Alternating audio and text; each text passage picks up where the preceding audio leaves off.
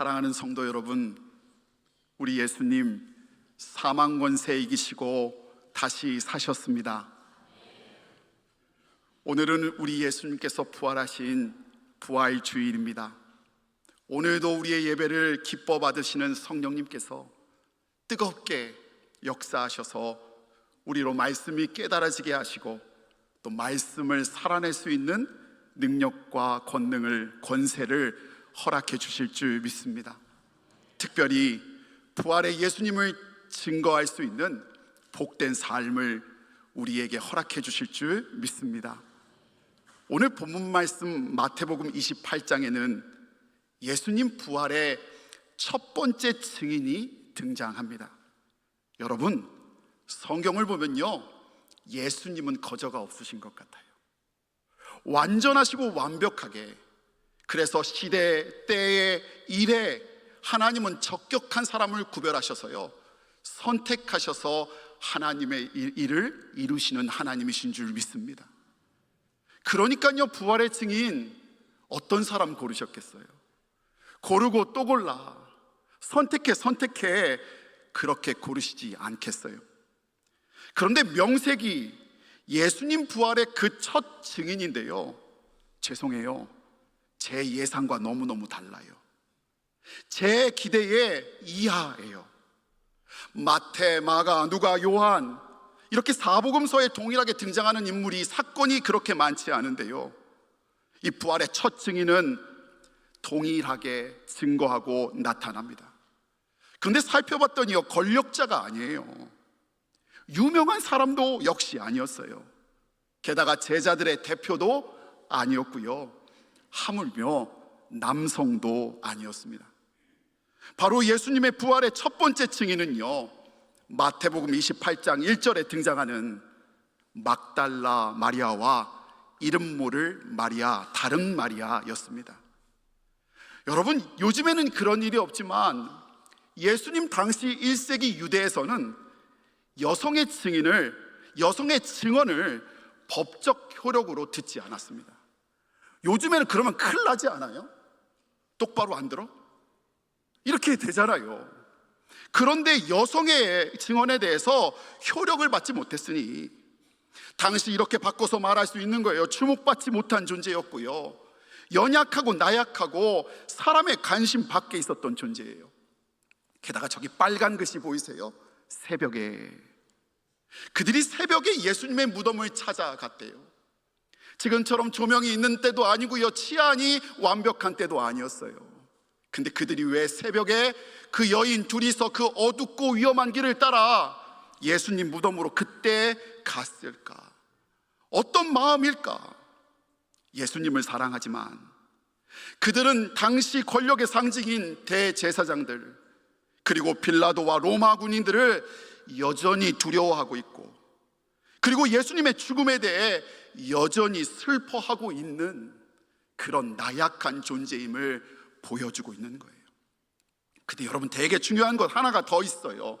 6절 말씀해 보면요, 이렇게 쓰여져 있어요. 그가, 즉 예수님께서 말씀하시던 대로 살아나셨느니라. 여러분, 이 말은요, 천사가 막달라 마리아에게 나타나서 해준 말인데요, 그가, 즉 예수님께서 말씀하신 대로 살아났느니라고 말하며, 사실 막달라 마리아가 그 전에 예수님의 부활을 알고 있었다는 사실이에요. 지식으로 모르고 있지 않고 알고 있었다는 거예요. 예수님께서 십자가에 돌아가시기 전 이미 여러 차례 제자들에게 부활할 것을 말씀하셨는데, 막달라 마리아 역시 천사의 말처럼 부활을 듣고, 부활을 알고, 그리고 알고 지식으로 가지고 있었던 거예요. 그런데 여러분, 그가 가지고 있었던 지식으로서의 부활은요, 그가 가지고 있었던 그 안에 두려움을요, 슬픔을요, 문제를요 이길 힘이 없었습니다. 여러분, 지식으로의 부활은 그냥 지식일 뿐이에요. 여러분 기억하세요. 여기에 우리가 매일같이 믿는다고 하면서 넘어지는 이유가 여기에 있어요. 부활을 지식으로만 알고 있는 사람은요, 우리에게 다가오는 문제를, 역경을 이길 힘이 없기 때문이에요. 부활을 지식으로 알고 있는 사람은요, 결코 두려움과 슬픔을 이길 수 없기 때문이라고요. 그랬던 막달라 마리아가 지식으로서가 아니라 실제의 부활을 만났습니다. 6절 말씀인데요, 우리 6절의 말씀을 한 목소리로 함께 읽기를 원합니다. 함께 읽습니다. 그가 여기 계시지 않고 그가 말씀하시던 대로 살아나셨느니라. 와서 그가 누우셨던 곳을 보라. 아멘. 막달라 마리아가 만난 것은 죽음이 아니었습니다. 슬픔이 아니었습니다. 막달라 마리아가 만난 것은 빈 무덤, 즉 바꿔 말하면 죽음을 이기신 실제 부활, 살아있는 예수님의 부활을 만난 겁니다. 여기 계시지 않고, 예수님은 죽음의 자리에 계시지 않았어요. 말씀하신 대로 살아나셨느니라. 실체셨습니다. 이론으로서 부활이 아닌 실제의 부활을 만난 막달라 마리아, 그는 다음과 같이 놀라운 변화를 이루는데요, 8절의 말씀 우리 한 목소리로 함께 읽습니다. 그 여자들이 무서움과 큰 기쁨으로 빨리 무덤을 떠나 제자들에게 알리려고 다름질할세. 아멘. 여러분, 실제의 부활을 만난 막달라 마리아는 슬픔에, 두려움에 머물러 있지 않았어요. 있을 이유가 없어요. 대신 뭐요? 큰 기쁨으로, 놀라운 기쁨이 그를 사로잡았어요. 슬픔이 사라진 거예요. 그리고 세상의 권력에 두려워했던 그녀였지만, 세상이 주목하지 않았던 연약한 그녀였지만, 아까 전에 두려워 새벽에 예수님 무덤을 찾았던 그들이요, 그림이 그려지세요? 빨리 무덤을 떠나 제자들에게 알리려고 어떻게 했다고요? 다름질할세. 뛰어가는 거예요. 힘있게 가는 거예요. 왜요? 날은 더 밝아졌는데요, 더 위험해졌는데요, 이제는 백주대낮에 두려움을 이겨내고 알리려고 다름질하는, 두려움이 사라진 부활의 증인이 된 거예요. 사랑하는 성도 여러분, 이런 실제의 부활이요, 저와 여러분, 우리 가정, 우리 교회의 부활되기를 간절히 소원합니다. 사랑하는 여러분, He is risen. 예수님 부활하셨습니다. 이게 무슨 뜻이에요? 더 직접적으로 여쭤볼까요? 여러분에게는, 여러분의 삶에는 어떤 뜻이에요? 여러분이 지금 씨름하고 있는 염려와 문제 가운데 주님 부활하셨다는 어떤 의미냐고요? 여러분이 힘들어하는 가정 가운데 주님 부활하심이 어떤 의미로 다가오시나요? 여러분 명심하세요.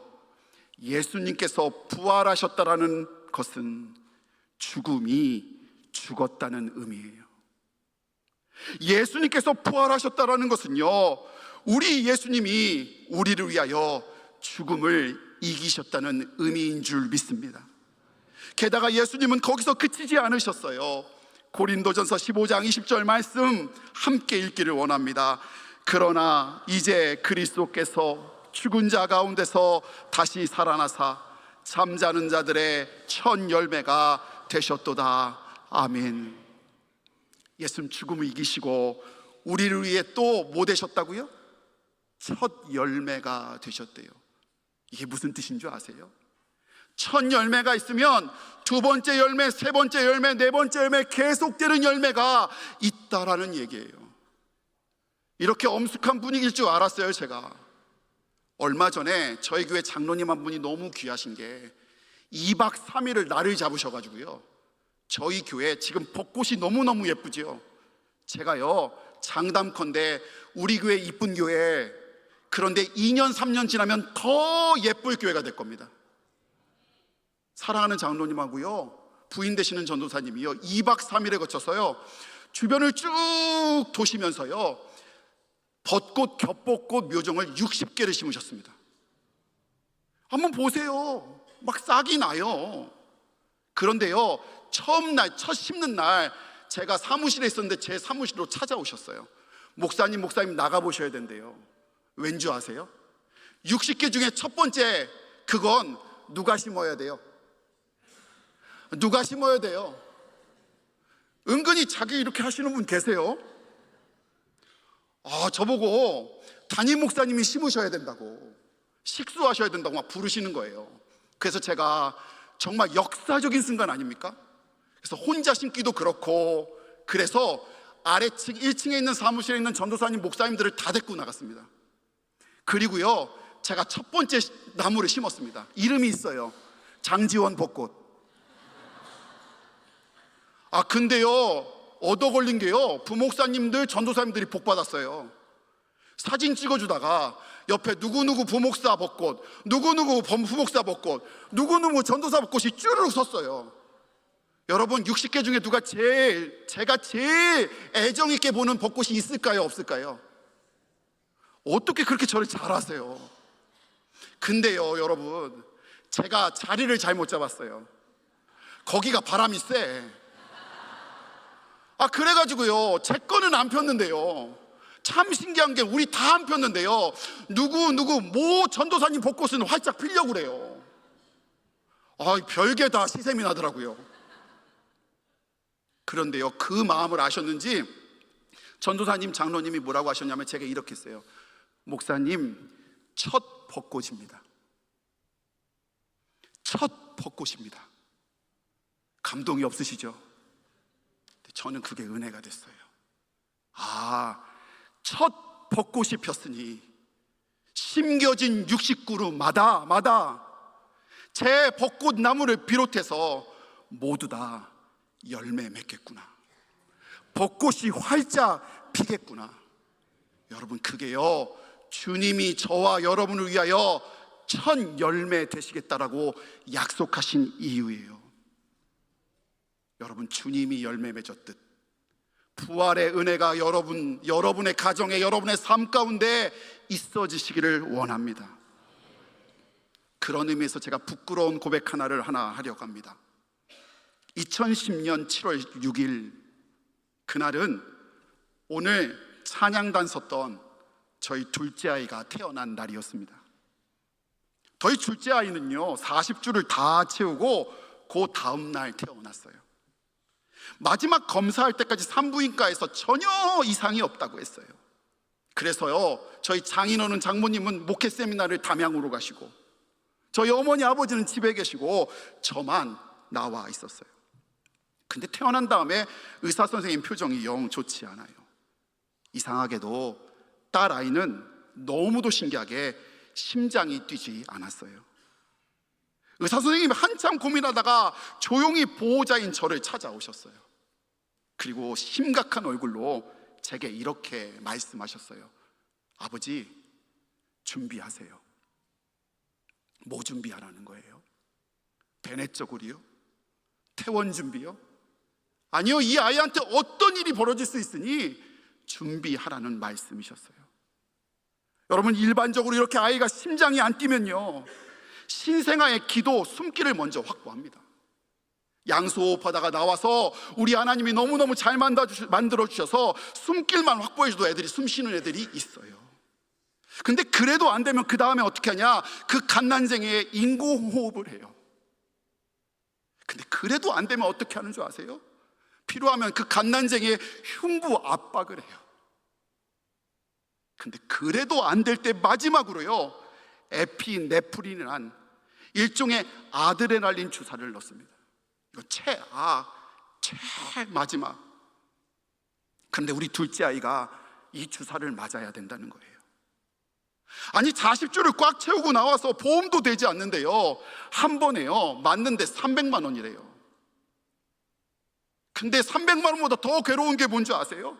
이게 최악의 경우니까요, 한 번 맞을 때마다 부모 동의서를 받아요. 죽어도 상관없다, 내가 책임지겠다고 사인해야 돼요. 근데 이걸요, 장장 이 아이가요, 몇 번 맞았냐? 3번 맞았어요. 대부분 2번 하고서 숨을 못 쉰대요. 늦게 할 거냐고 물어요. 제가 버럭 화냈어요. 2번 아니라 3번, 3번 아니라 4번, 계속 살려주세요, 넣어주세요. 얼마나 위급한 상황인지 아시겠죠? 여러분, 아이를 낳고 회복 중인 아이한테 저는 이 상황을 차마 말할 수가 없었습니다.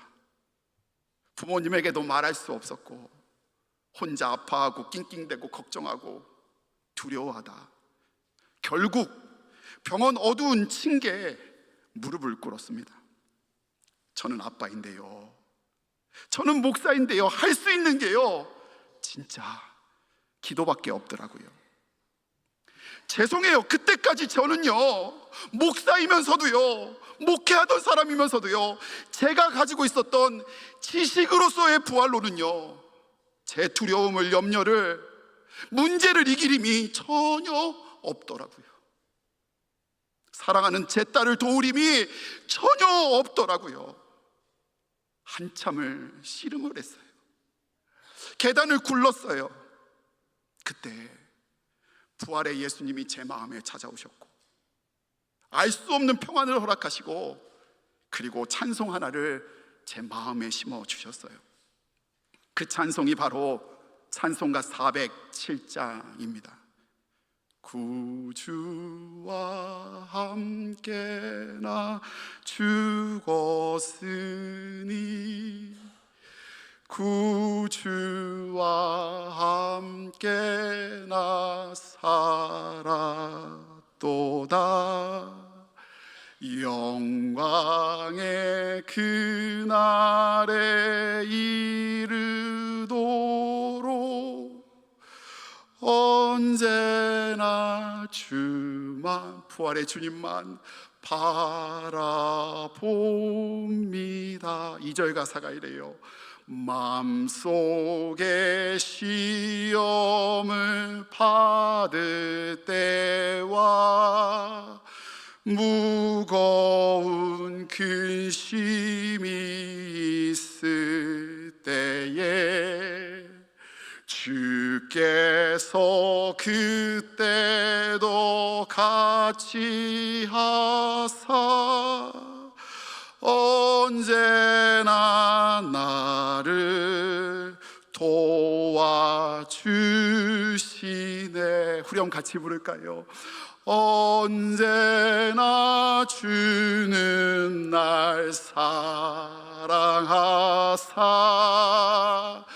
언제나 새 생명 주시나니, 영광의 그날에 이르도록 언제나 주만 바라봅니다. 아멘. 언제나 부활의 주님만 바라봅니다. 문제 있으세요? 염려 있으세요? 부활의 주님과 여러분 지금 무슨 상관 있으세요?